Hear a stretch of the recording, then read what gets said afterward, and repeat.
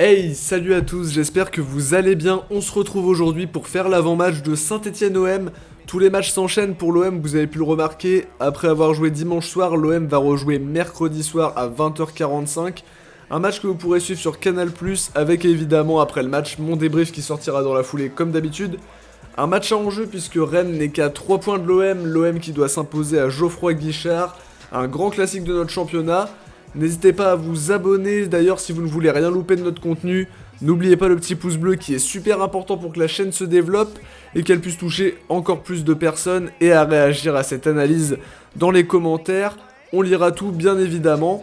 N'oubliez pas aussi de nous donner votre pronostic dans les commentaires comme d'habitude, les bons pronostiqueurs seront honorés dans le prochain épisode. Je dis ça pour les nouveaux, je le répète un petit peu, pour la plupart vous le savez déjà. Pour ceux qui veulent aussi en savoir plus sur l'OM au quotidien, n'hésitez pas à nous suivre sur Insta et Twitter, les liens sont dans la description. On va commencer directement cette vidéo avec la compo d'équipe, une compo qui pour moi ne devrait pas changer du tout au tout, malgré quand même quelques signes de faiblesse et de fatigue visibles sur les joueurs contre Bordeaux notamment. Mandanda au but évidemment c'est une certitude, Amavi à gauche, probablement Bounassar à droite, une charnière Alvaro Tchaeta-Tsar, Camara en sentinelle, Rongier Sanson à cran devant, Payet à gauche, cette fois-ci Radonjic à droite et Benedetto dans l'axe. Je ne crois pas qu'il y ait de suspendu pour ce match contre Saint-Étienne et pour le moment je pense que c'est ce 11 qui pourrait être choisi par Villas-Boas pour le déplacement chez les Verts, au vu de la belle entrée de Radonjic l'autre soir et également de la prestation de Sakai qui était encore en demi-teinte. Le joueur à suivre côté stéphanois sera selon moi Denis Bouanga. L'ancien Nîmois revient de blessure et ne sera pas totalement à 200%. Il a déjà marqué 7 buts pour 3 passes D cette saison. Son rendement offensif est évidemment plus approuvé. C'est un joueur talentueux que j'aurais aimé voir signer à l'OM au moment de son départ de Nîmes. Il pourrait faire très mal, tout comme Wabi Kazri qui revient bien en ce début d'année et dont il faudra se méfier aussi, même s'il n'est pas au niveau de sa saison dernière. Côté marseillais, le joueur à suivre sera Payet, et pourquoi ? Parce qu'évidemment, sans lui, l'animation offensive n'existe pas à l'OM. Faut qu'il soit dans un bon soir, parce que s'il n'est pas sur le terrain, on va pas forcément pouvoir gagner, et s'il est sur le terrain et qu'il est dans un mauvais soir, on gagnera pas non plus. Donc faut qu'il puisse entraîner l'équipe avec lui, on sait qu'il est capable sur un exploit individuel de faire basculer un match, ça peut être une frappe, ça peut être un corner bien tapé, un coup franc.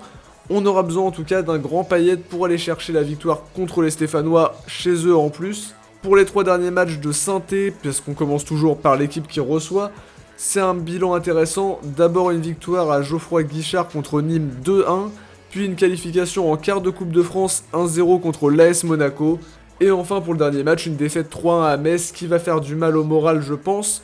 Dans l'ensemble, ils reviennent bien en ce début d'année, même si actuellement ils sont toujours 15e de Ligue 1 à l'heure où je tourne cette vidéo.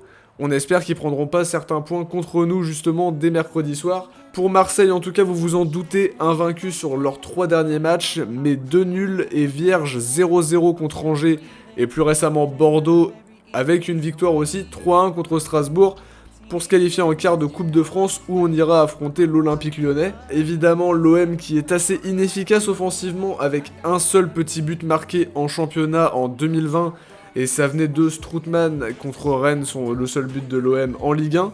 Il va falloir montrer autre chose pour aller arracher cette victoire parce que si offensivement on tient pas le coup, on va faire le même match que contre Bordeaux ou contre Angers.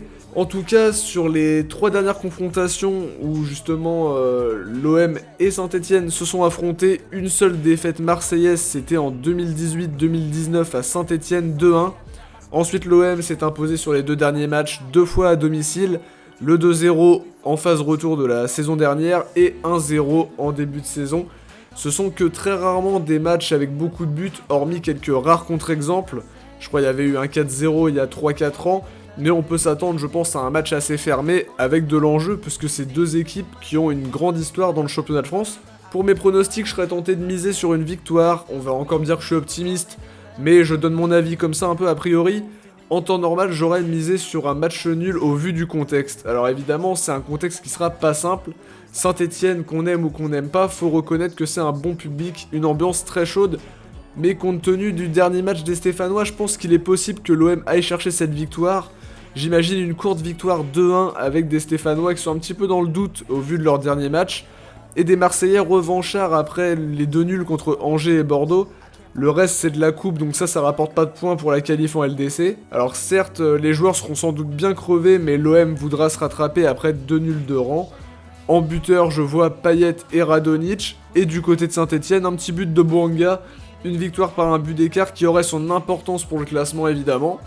Bravo à ceux qui ont trouvé le bon pronostic de Bordeaux-OM et bravo plus particulièrement à Brian Ramoleux qui a été le seul à trouver le score exact 0-0. Certains avaient vu le match nul mais personne à part Brian n'avait trouvé le score exact.